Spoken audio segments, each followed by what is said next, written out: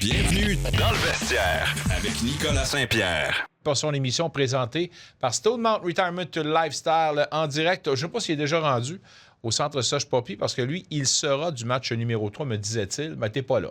T'en vas-tu au match, Non. par exemple? Tu m'avais bien dit que t'allais au match. Ben oui, je vais aller au match. Oui. Hey, je suis tellement content, Nick. Tu sais pourquoi je suis content de même? Pourquoi? De voir que ton habit de noces te fait encore. Ton habit de ton mariage te fait Un swell. Quand t'es swell, hein? Et voilà, et voilà. Qui est beau, il est beau. Mais écoutez, fallait que je m'habille comme du monde. Fallait que je m'habille comme du monde. C'est un jour de match pour les Olympiques. Les séries. Oui. Tabarnouche. Et pas n'importe quel. 500e dans l'histoire des Olympiques. Parle-moi justement de ce plateau-là. Il n'y a pas grande équipe de hockey junior canadien qui peut se vanter de ce plateau-là. Là. Non, tu as parfaitement raison. Là, c'est un plateau qu'on atteint ce soir. Il y avait deux plateaux à atteindre dans cette série-là. Un, le 500e match, mais également le 2 millième but marqué par l'équipe. Par contre, on était, avant le début de la série, on était à 11 buts de pouvoir atteindre ce plateau. On est encore à 11 buts. Par contre, si on regarde un peu ce qu'on a fait du côté des Olympiques en Abitibi, puis je me suis fait prendre à écouter le match, Nick, le match numéro 2. Le match numéro 1, par contre, j'avais des obligations, mais le match numéro 2, j'ai écouté une bonne partie du match. Je pense que le gardien des Huskies a vraiment sauvé la donne. Puis on l'a déjà vu. On l'a déjà vu. Tu as été au niveau junior avant de faire les sénateurs. Et quand j'ai vu, moi, Rwanda gagner le match 8-0, je me suis dit, lendemain, là, ça ne sera pas le même résultat. Parce que dans la tête des joueurs de hockey, probablement qu'à Rwanda, on s'est dit, walk in the park, ça va être facile. On va y battre, puis on va.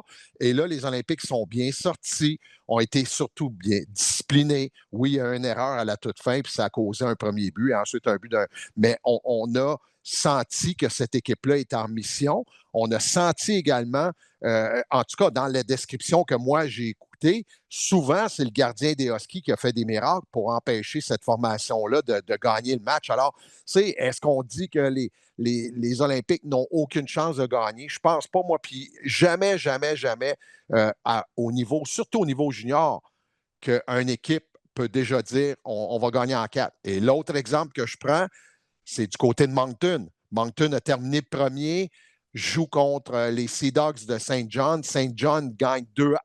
Il restait pas grand temps au match. Et finalement, les Wildcats ont gagné en prolongation. Il n'y a rien de donné. Quand tu te présentes, là, c'est ça l'important, moi, je pense, en ce moment pour les Olympiques, c'est de dire, regarde, là, on n'en a pas de pression. 40 points qui était la différence entre les deux formations. On s'en va, on s'amuse, on donne un bon spectacle, puis on verra le résultat. Si le résultat est positif, parfait.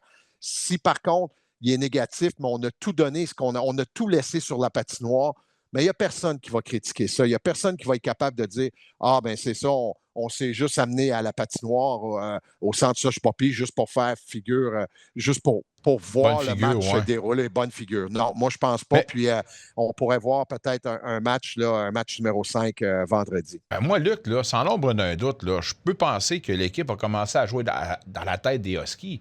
De jouer de cette façon-là dans le match numéro 2, on a tout fait sauf gagner. Tu affrontes un gardien qui est au sommet de son art, Meloche.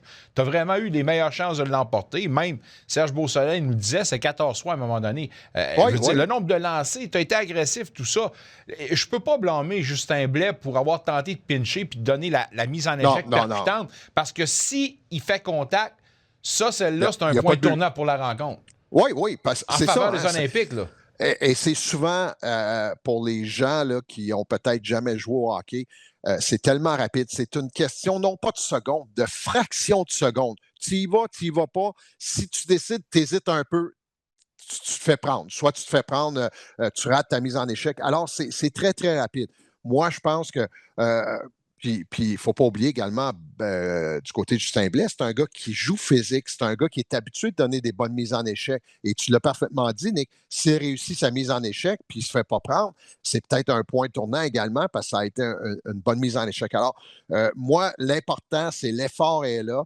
On a semblé l'avoir, en tout cas, lors du dernier match. Moi, quand je l'ai écouté, l'effort était là. Malheureusement, c'est peut-être de la malchance. Si on veut s'en sortir, il y a un nom, c'est Chaikov. Chaikov va devoir Ouais. être excellent, excellent. Même, on dit souvent que ces bons gardiens-là peuvent même voler des matchs. Et c'est ça qu'on espère. Hein?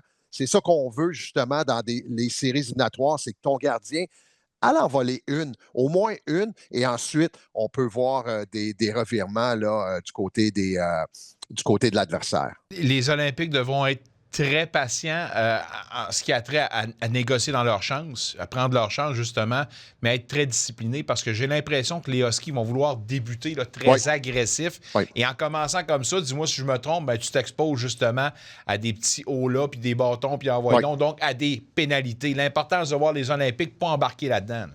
Effectivement, on ne doit pas embarquer. Et quand on regarde, Nick, du côté des Olympiques, c'est pas un secret polichinelle. On n'a pas de marqueur de 50 buts dans la formation. On a eu de la difficulté à marquer des buts. Alors, vraiment, plus longtemps on tient le match serré, plus longtemps ça va affecter les Huskies. C'est eux, à un certain moment donné, qui vont peut-être causer des revirements parce que là, on devient impatient.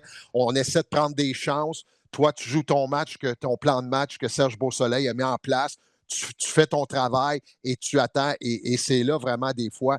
Puis ça ne veut pas dire ça de jouer défensif, le Nick, là, d'être collé sur ton gardien puis pas prendre c'est de ne pas être capable d'attaquer également. C'est d'attaquer au bon moment, ne pas te faire prendre en surnombre. Et si tu ne donnes pas de surnombre, ton gardien fait le travail, on quitte son territoire rapidement, bien, ça peut être en faveur des Olympiques ce soir pour le match numéro 3. L'importance de la part du 7e joueur également. Assurément. J'espère que le centre Soche Poppy va être rempli à capacité. Je pense que les joueurs sont en droit d'avoir cette accolade-là de la part des partisans. Là. On doit le faire, on doit le faire, surtout dans un contexte comme on a vu dernièrement. C'est une équipe qui n'a pas lâché, aurait pu lâcher là, à un certain moment donné dans la saison. Ils n'ont pas lâché du côté des Olympiques.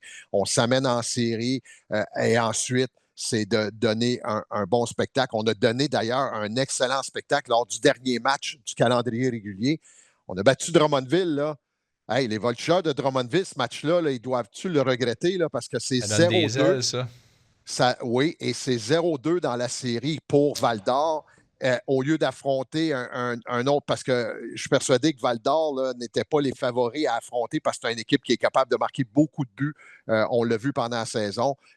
Mais le fait que les Olympiques leur ont joué un tour, et c'est pas un mauvais match du côté des Voltigeurs. Là. Ça a été un excellent match du côté des Olympiques pour aller chercher ces 2 points-là, la dernière victoire de la saison.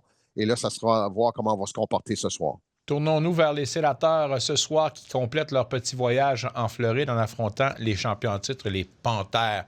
Tu as l'impression que s'il y en a un qui s'est mis, on va dire comme ça, par la force des choses sur les projecteurs, Linus Ullmark, c'est le genre de gars que tu regardes ce soir comme étant le genre de gars qui doit sortir son meilleur et peut-être voler un match pour son club. Oui, moi, je pense pas qu'il doit sortir son meilleur. Il doit être le meilleur. Ouais. Ullmark, ce soir, doit être le meilleur sur la patinoire pour les Sénateurs parce que là, ce qui va jouer contre les Sénateurs, c'est le temps. Parce qu'on va commencer à manquer, parce que tout le monde gagne. On va commencer à manquer de temps, là, Nick. Là. C'est pour ça que c'est la victoire qu'on a échappé contre Tampa après avoir pris les devants 2-0. Ensuite, on échappe le match 4-2. Ce soir, tu ne peux pas faire la même chose. Tu dois aller chercher 2 points, puis continuer à te battre. On est déjà en série. Les Sénateurs, on est déjà en séries éliminatoires et on doit continuer à jouer de la sorte. On doit jouer du hockey désespéré pour s'assurer d'entrer également en séries éliminatoires. Mais je regarde ça.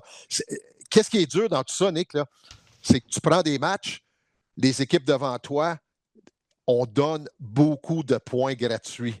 Quand je dis des points gratuits, c'est qu'on gagne en prolongation, on gagne en tir de barrage et des points coco.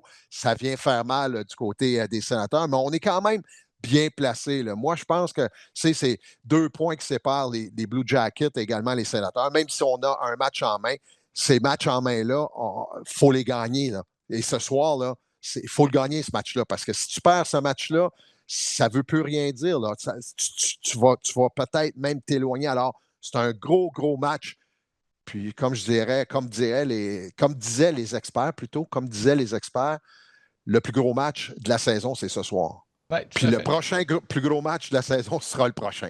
On en a gagné, boys. C'est plate parce que les chiffres des sénateurs qu'on voit là, au tableau, là, dominant à la maison, très bonne fiche à l'extérieur. Leur fiche fort positive, but pour, but contre, leur fiche en général. Il y a plein de belles choses qui nous disent qu'il n'y a pas longtemps, là, une couple d'années passées, des fiches comme ça leur auraient fait passer go sans problème dans les séries. Là. Et c'est quand je regarde un peu les sénateurs, mais je veux juste faire une petite parenthèse. C'est quand on parlait des points là, qu'on accumule devant. Si je prends le Canadien là, contre les Hurricanes, là, les 2 matchs ont été dominés par la Caroline, mais c'est le Canadien qui les a gagnés, ces matchs-là, là, à la maison, mais également sur la route. Puis c'est ça qu'on doit faire. Les sénateurs doivent faire la même chose. Même si on ne domine pas les matchs, on doit trouver une façon. Et ça, c'est les meilleurs joueurs. Les Studs-là, les Tkachuk, c'est eux qui doivent absolument faire gagner cette formation-là. Avant de te laisser, juste un petit commentaire puis une petite parenthèse sur l'effet que pourrait avoir un John Tortorella à Vegas, d'après toi. Le timing qu'on a pris pour l'envoyer dans la mêlée, puis que ça soit John Tortorella qui s'amène dans ce vestiaire-là, où je vous rappelle qu'il y a quand même un Mitch Marner qui n'a pas nécessairement aimé avoir un entraîneur un peu de la personnalité d'un John Tortorella. Souvenez-vous la relation qu'il a eue avec Mike Babcock. Bref, t'as-tu peur que ce soit l'effet contraire qu'on est en train qu'on va causer dans ce vestiaire-là avec l'arrivée de Tortorella? Ben moi, ce qu'on me dit, les gens qui connaissaient Bruce Cassidy, également Tortorella, c'est pas mal la même façon qu'on entraîne. C'est pas mal la même façon. Fait que est-ce que tu vas aller chercher un électrochoc? Est-ce que tu vas... Je ne sais pas. Mais moi, assurément, c'est ainsi de l'année, c'est dur de trouver un entraîneur, de dire on va te donner un contrat de 3 ans et tout ça, là, tu t'emmènes avec nous. Mais j'ai un peu de difficulté avec ça, Monique. J'ai un peu de difficulté avec le recyclage d'entraîneurs. Quand il y a encore des bons entraîneurs qui traînent un peu partout, on va nommer aussitôt celui qu'on connaît très bien, moi et toi et moi plutôt, Benoît Gros. Tu vois des gars passer et repasser. C'est malheureusement... Ben, tu sais-tu quoi? Moi, j'y pense encore. C'est drôle, hein? J'ai encore une petite lueur d'espoir qu'il y a quelqu'un en quelque part qui va dire, savez-vous quoi, là? Nous, là, on va y aller puis on va l'essayer. On ne sait pas. Pete DeBoer, là, avait à peu près, grosso modo, même âge. Puis il était au tournoi de la Coupe Memorial en 2008 avec les Rangers de Kitchener. Puis le gars, c'est maintenant un vétéran de plusieurs saisons. Puis on se demande ça va être quoi sa prochaine adresse. Tandis qu'on attend encore. Pour moi, malheureusement, peut-être l'opportunité passée, mais on en parlera un autre tantôt. Personnellement, Benoît Gros est supérieur à Pete DeBoer. La grosse tragédie pour Benoît, par exemple, aura été d'avoir été dans une organisation qui s'appelle le Lightning, d'un John Cooper qui a toujours eu du succès, puis on peut pas le plaindre, il est bon. On va se laisser là-dessus. Bon match ce soir et bon 500e match en série des Olympiques. Merci beaucoup. Continue à bien t'habiller. Oui, continue à bien t'habiller, tu parais bien. Salut! Bye. Bye-bye. Un retour sportif 100% local dans le vestiaire avec Nicolas Saint-Pierre.